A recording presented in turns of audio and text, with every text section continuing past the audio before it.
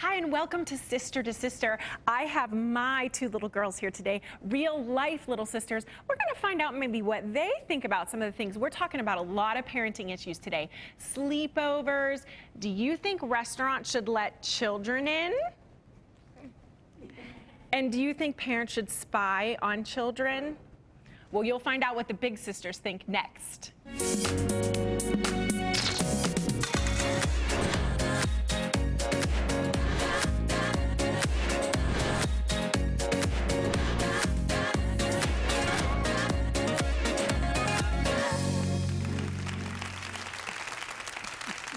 Hello and welcome to Sister. You're watching a panel of 5 highly opinionated and highly intelligent women. And we address the topics and problems of the world from a biblical perspective, starting with the parenting question. And here's what it is. Is it okay to publicly announce grades, good or bad? Publicly announce behavior. Now, you said intelligent. Did you look at my grades? No. No, I'm going to jump right in here, and I'm going to quote the Supreme Court, or semi-quote them. The children have not dropped their grades at the schoolhouse grade, their privacy rights at the schoolhouse gate. That privacy issues of grades, of issues of behavior, children should be protected, and we as adults should protect those things. A minor may change, they may issues may occur in their minor as they're young children, and we don't want that to be taken into their adulthood. And I think it's very wrong to publish or announce any grades, misbehavior, truancy, whatever it might be. I would agree with you on maybe the bad behavior side, but I think the pendulum has swung the other way, where they're now not publishing honor rolls. They're canceling honor roll, dinners and representations and award ceremonies because it makes kids feel bad. Right, they don't want to hurt I'm sorry, anyone's I feelings. don't agree with that. Well, I'll never forget the 9th grade when, one of my cheerleader sister friends asked my advanced math class teacher my grades, and they gave them to them, and I hate math. And I was so upset and hurt about that issue. Why did she do it? Did she want to be better than you? Yes, she was, and so it ruined our relationship for sure. And it wasn't until years later she Facebook messaged me, of course, because that's where all reconciliation takes place. And said, I apologize for what I did to you in the 9th grade, but I'm thinking, now that teacher, why would that teacher give my grades out to a friend? I don't think teachers would do that now, though. I don't know. This is something They're that's well-trained, I that's think. happening, though. People are publishing grades. Go ahead, Bo. I just think that, shame and correction are 2 different things, and I don't think that you have to shame to correct. And that's where I have my challenges with it. That's right. Well, thinking of correcting, there was a local restaurant in the Pittsburgh area, and they got a lot of press because guess what they did? They announced that they would no longer allow children to come to the restaurant. What? Really? She just had her children. So do you think this is fair? Really? I mean, I have 3 beautiful children, you know this. But there are times when my husband and I want to go to a restaurant on a date and not be with children. We went out for an anniversary one time, beautiful place, fireplace. We're in a room next to a family with their baby crying and the kids running around and ripping the sugar packets open. It wasn't enjoyable to me. So I'm glad there's an option. There's a restaurant that I can go to. I know there's going to be child-free. See, now that would just make me feel grateful that my child wasn't being bad. If children aren't allowed in restaurants, my children are going to starve. They just have to have that option for me. I don't think every restaurant should be child-free, but I applaud this person for making that choice. But it wasn't even a high-end restaurant. But that, we're not going to go into specifics. We're talking about a private specifics. business. Why can't a private business person make a business decision? Absolutely. Yeah. If his patrons do not want children present, and I could say this as a mother of 5, then they should have that option to decide. I don't think And you have the offensive option. You have the option of not going to that restaurant because you don't like that guess policy. what? I won't, because I don't think it's right. I don't. And it's called a public. because I have children. Right. It's called a public restaurant. And I think if you're in business, you have to make it work. I know it's a private business and it was his decision, but I did not think it was a good one at all. Oh, you're so inclusive. Oh, you're just Yes, an if a baby inclusive was person. crying, I would go give him some crackers or say, do you want me to Hold your Google your kid? Well, then you can come to dinner with me and my kids, and then you can feed them. Okay. Well, now here's a question about parenting. I think you'll like this one too. So your child is invited to a sleepover, and we all have them, but you know the parents are not married. So do you allow your child to go? Well, first of all, I wonder, how would the child know that the parents weren't married? Well, everybody went quiet on this one. You know, it just brought back some childhood memories. You know, my family was not big on us staying the night at places at all, and I tend to Not like that. Yeah, I guess maybe I'm not the best one to answer this question because my response was, it was like you're not staying the night, and I can remember. I have to be very careful how I say this. Being younger, wanting to stay the night at a friend's home, and being told that I couldn't, and of course reacting how a child would react, only to find out later on in life that there was some inappropriate action taking place in the home. So I'm not real big on children staying the night. Yeah. I think you need to know the parents really, really well, and not just, you know, I'm really good friends with the mom. What's the dad like? I don't know. Yeah. Or what's the big brother like? Or who are the other people in the home? For me, for my husband and I to allow our children to have a sleepover, we have to really know those parents. And you know what? I give those parents the guidelines for my kids, because my son, he's going to be 13. He doesn't have the same rules as the other boys that are his age. That we don't take electronics into our bedrooms. That they plug in out in the living room. They do not take those into their bedroom. That's not the same rule at other homes. Right. Movies, video games. Exactly. Yes. Did you allow sleepovers? Not very many. And they had to be older. They were in high school before they actually slept over. I knew they could make wise decisions. Maybe they always didn't. But I was raised similar to Flo, that it wasn't done in our household. So my mother was always on my case. You guys know my mother. Why are you letting her do that? Well, once they were able to make those kind of decisions, yes. But you know, the Bible talks about guarding our hearts with all diligence. So our children, we are stewards over our children. They're gifts to us. So we need to be wise stewards in guarding their hearts as well. I mean, not be tyrants about it, but being cautious. Who are the parents? What's the surroundings like? What's the family like? And parents don't buy into everybody's doing it. Yeah, so it's way more than going just to married or not married. And I think the flip side of that for me too is that the correction piece, because I kind of came up old school, I guess some people would say, and it's like, if you don't want me to correct your child, don't give them to me. Okay. So it's like, and some people are really big. Some people are really big on don't correct my child, you know. So we've talked about that one too, but we're talking today about training up your child, and there's a beautiful verse. It's Proverbs 22:6, and it says, "Train up a child in the way he will go, and when he is old, he will not turn from it." But what do you do if you've raised a child and the child tells you, "I don't believe that. I don't believe in God, and I'm not buying into this stuff"? I think we first have to establish, and we don't always know, we got to hear from God, which way should that child go? Because the way that you went doesn't mean that that's how they're going to go. That's true. And the child has to, he is the God of Abraham, Jacob. You understand what I'm saying? So the child has to come to know God for his or herself. And you can't make them. That's the thing, Flo. But I think you have to allow them to write their own testimony. And one time the Lord had to, I have 5 children, and the Lord had to remind me, you know, of my own upbringing and the choices that I made, and look where I ended up at, you know. So you have to allow them to, we don't like it, it's painful when we see them doing things that we feel can be destructive, but God is greater.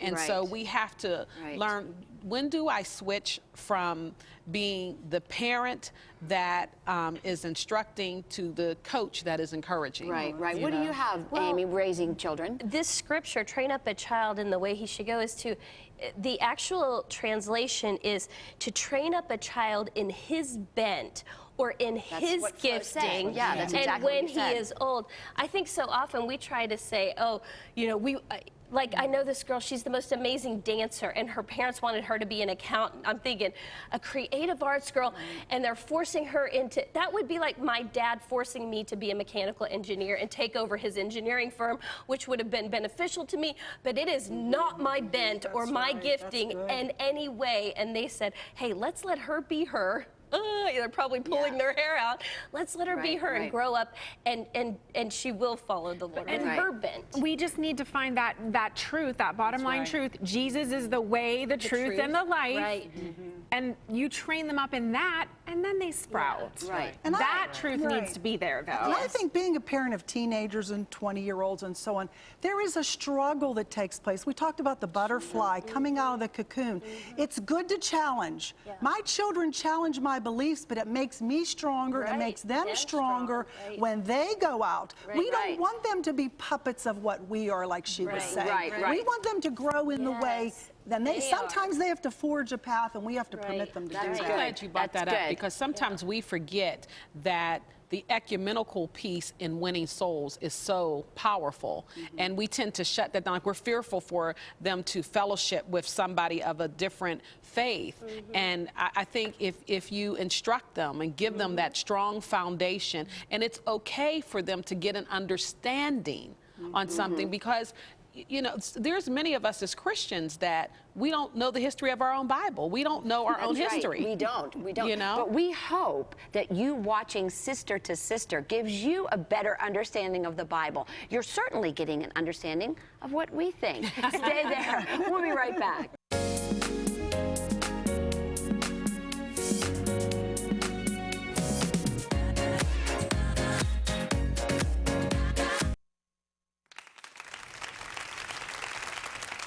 Welcome back. You're watching Sister to Sister, Lively Talk, Parenting Today, and here we go. This is really good. There's a local Pittsburgh school that turned to biometrics, and they're using the child's fingerprint as an ID at school to pay for lunches. So is that okay, and would you let your child participate? I would absolutely let my child participate. Coming from a school board stance, it's very difficult to get kids to eat lunch, first of all.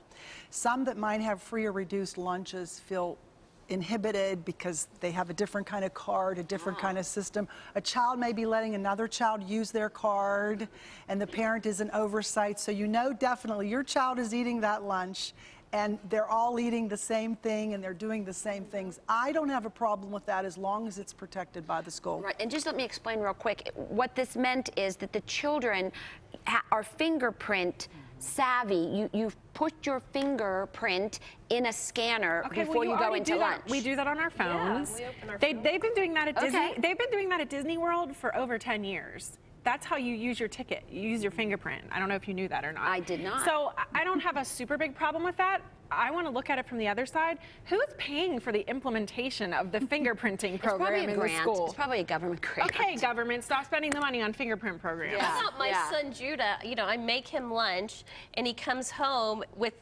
half of his lunch there. He's like, oh yeah, and I bought it at school too, and all these extras. So my kids are buying all these extras. So it's like they're using money. They don't have any value or That is concept true. of. And I'm like, That's a good point. Judah, do a little. He's like, I had ice cream today and yesterday, and then I got cereal. I'm like, we made breakfast, and then you went to school and you got cereal again. That's completely true. They're not learning the value of, I have this amount of money, this is what I can spend. Well, that's good. It's just scan it in It's and like a get your thing. fingerprint of endless money all over the world. Money falls off trees. Would you fingerprint? Would you do it? Well, looking at it from both perspectives, you know, you're kind of like, are we going to move to a point where we're going to have a choice? And that's what I'm always concerned I about. don't know. You know. If you're in that school district, no, you don't have a choice. Yeah. But here's what you do have a choice.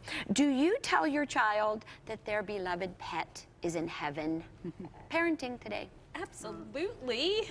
All dogs go to heaven. Oh, that's right. I think what matters to us matters to God. And I know I'm going to see Toby in heaven one day. Yeah, My little childhood dog, Toby? a Yorkshire. healthy. And Okay. Romans, Okay. Romans 8 says that all creation is groaning for the revealing of the sons of God. So there must be something better in store for our pets. And I recall when I was reading about Jonah, God said there were many in Nineveh he wanted to save, including the pets who were... It says that right in there. The animals were the last verse, so look it up. I think it's near the end. And I definitely think there will be animals. I think Jesus is coming on a horse, right? So we know that's there. And Okay, Revelation your pet has... will be in heaven, according to sister. Right. We'll have to wait and see. Right. Right. This is a good question. This is a good question. And we love our dogs and our pets so much. Yeah, So that's right. God bless you, God's doggy. creation. Is it okay to spy on your children, though? Okay, let's go away from dogs, go to children. Save the babies, yay. I mean, I'm a mom of an early teen, and I'm saying absolutely yes, but I was thinking through this question, I would really like to hear Flo and Roxy's thoughts on it. Spy on your child. Because they've been there where I'm heading into. How far do you spy in? Because if you don't know, you're in trouble. As far as you have to go to make sure that they are safe. Yes. And to, you know, help them along. See, I don't even categorize it as spying. Right, you know. that's good. So I am the parent. It is my assignment from God to raise this child up.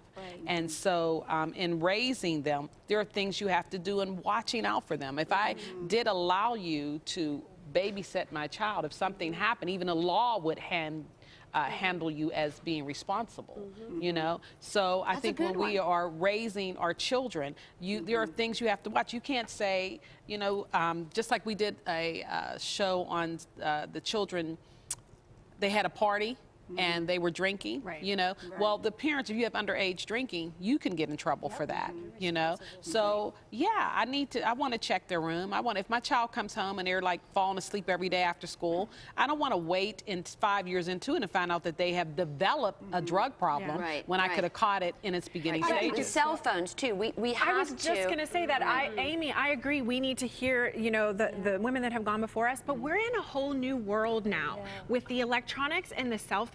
This is a new world. These apps are coming up. It is like no one knows what's going on, what to do, and there are long-term implications for these kids with their Snapchatting and the sexting and all these things. So I think I agree with you. It doesn't need to be spying. I tell my son, I will be looking at your phone. I will be looking at your photos. I will be looking at your... Solomon says there's nothing new under the sun. And so it's kingdom principles that we're talking about, you know? And so hey, technology may be different, but the principle is still the same. It's just scary. At what age do we quit digging in? And quit looking, and like giving them their space. I mean, I think there's a level of respect. I tell my children, I trust you. Until you lose that trust, there's a certain amount of respect. I think I'm the opposite of you. A child has to be given, and when they realize mom respects me, mom trusts me, I'm going to live up to that standard. It doesn't have to be negative. It can be positive. You have done all these things to show me. You have called me when there was a party you shouldn't have been at. You have called me to come and get you at certain times. So you have developed a level of trust in my life. But they earned that trust. I don't give them that trust. They have to earn that trust. I don't say to my kids, I trust you, because I don't. I don't trust my children. They need to earn that trust from me by those things you said. But I agree, but they do earn that trust, and there's a level to be positive with them, to take the approach in the positive angle. And if there are issues, sometimes the Lord will stop you and say, look, this is their room, this is private, and ask them first. Give them the opportunity. If there's something there, you better correct it. See, I've been there you too. have not spoken to me like that. So, but I respect what you're saying. I respect the point that you're making. But, you know, let's face it, Roxanne. Most children, all of us, just think of our own lives growing up. And I agree with Corri. We earn that trust. And I think when you get to that point, it does need to be respected. You don't want to abuse anything. So, and that's when it becomes spying. But when it becomes me looking out for your well-being, when that's what I'm doing, I'm not too concerned. Because I think too many times parents are trying to be their child's... That's good. Too many times parents are trying to be their child's friend.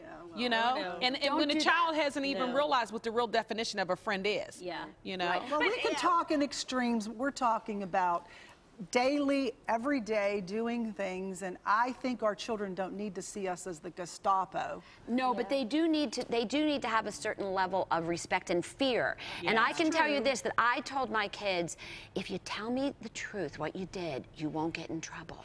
Guess what? That doesn't work. It doesn't. It didn't work. It might work for you, but it did not work. So to me, you have to know as much as you can for as long as possible. Right. And speaking of parenting, I want to talk about our parents.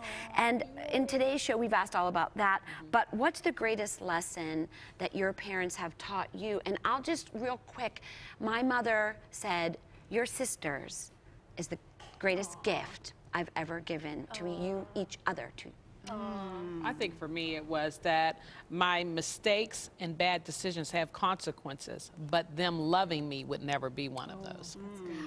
Flo, that's a Floism. That's right.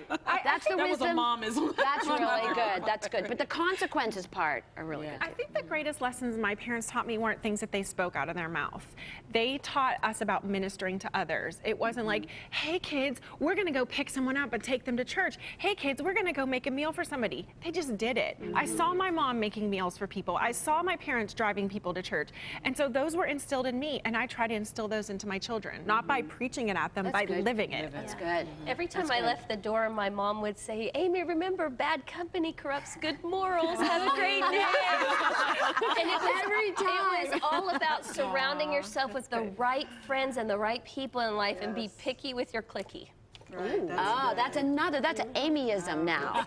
You're hanging out with Flo. Yeah. The wisdom of Amy. Yeah. Yes, The yes, shawl yes. is And we know your parents. Yes. Oh, yeah. My parents left a legacy for me of being strong in the Word. You know, Timothy says, study to show yourself approved, rightly dividing the Word.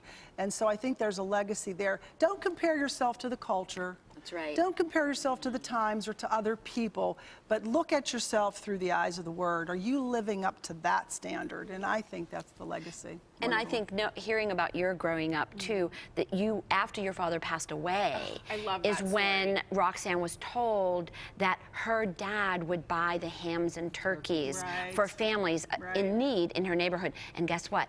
Her family didn't know that. So that's doing the work of God as an example. And we hope that we're kind of an example for you in some of the words of wisdom that we give you from the heart. We are sister to sister. We are here every Wednesday. And if you have any problems, troubles, you need prayer, there's a number on the bottom of the screen, and there's someone there 24/7, and we'll be there for you to help you. And stay there, because we're going to wrap it up right after this.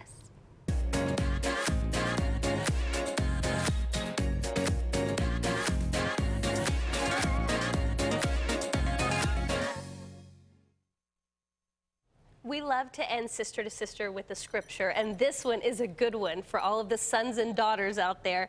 It is in Proverbs 1:8 and 9. My child, listen when your father corrects you. And please, don't ever neglect your mother's instructions, right? What you learn from them will crown you with grace and be a chain of honor around your neck. Oh, please. Even still, my mom comes and says, Amy, what do you think about this? Or my dad will send a little note. Have you thought about this? And what are you doing for retirement? Listen to our mothers and our fathers. And you know, as you're talking about that, we're almost speaking to our children to listen to us. Yes, but for sure. I say our children listen to our parents. Those of us who are still blessed with having our parents, we must still listen to the wisdom of Norma and Ed. That's my mom and dad. The verse you read, we have in my kid's bathroom. I have it framed. It's sitting there. They look at it every day. And you know, we have a verse that we always end scripture. It's a scripture verse, and it goes like this: as iron sharpens iron, so does the countenance of one person or a sister sharpen the other. These girls make me a way better Kathy. See you next time, Sister to Sister.